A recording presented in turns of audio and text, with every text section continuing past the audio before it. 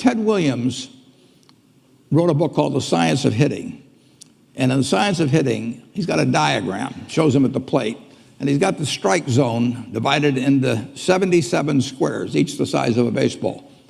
And he says, if I only swing at pitches in my sweet zone, which he shows there, and he has what his batting average would be, which is 400.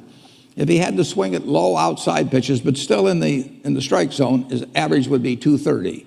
He said the most important thing in hitting is waiting for the right pitch. Now, he was at a disadvantage because if the count was 0-2 or 1-2 or so on, even if that ball was down where he was only going to bat 230, he had to swing at it. In investing, there's no called strikes. People can throw Microsoft at me and, you name it, any stock, General Motors, and I don't have to swing.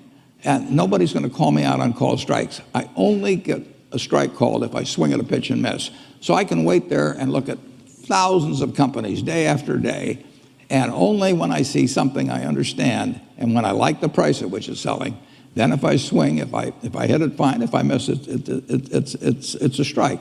But it's an enormously advantageous game, and it's a terrible mistake to think you have to have an opinion on everything. You only have to have an opinion on a few things. In fact, I've told students, if when they got out of school, they got a punch card with 20 punches on it, and that's all the investment decisions they got to make in their entire life, they would get very rich because they would think very hard about each one. And you don't need 20 right decisions to get very rich.